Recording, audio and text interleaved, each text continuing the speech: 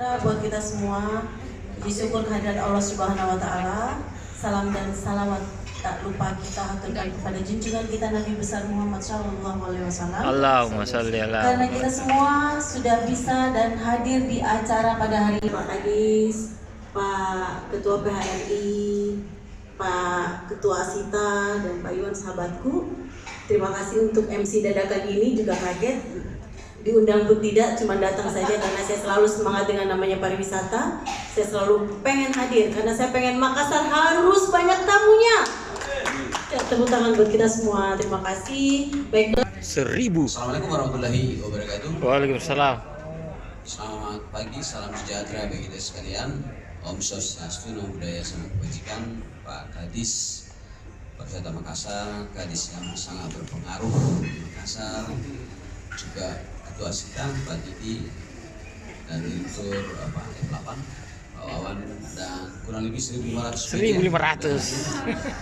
kali stakeholder pariwisata diberi kepercayaan bersama Dinas Pariwisata untuk melakukan direct selling, direct promotion ke Ambon ya, mulai Kamis besok, Kamis sampai Minggu ya. Terbaik karena jujur di Ambon itu hotel-hotel di skala AIS itu sangat kurang.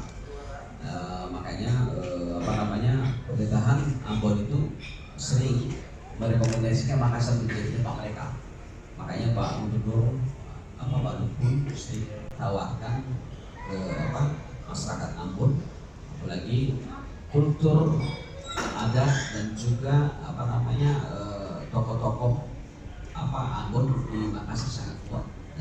Ini menjadi sebuah hubungan yang sangat lapanya, dan Pak Didi Ketua Asita akan juga memberikan penawaran paket-paket turnya, dan kami hotel restoran akan memberikan juga harga promo yang sangat baik di sana. Jadi mudah-mudahan misi kita seperti harapan kita, hotel-hotel yang ikut itu mampu memprospek 1,8 miliar, 1,8 miliar. Mudah-mudahan ini di Ambon nanti, karena lebih banyak ini orang-orang hotel ini juga, dan Asita, dan kali ini sangat kolaboratif direct sellingnya. Ada Asita, ada PHRI, ada Pak Wawan, dan Pemandayan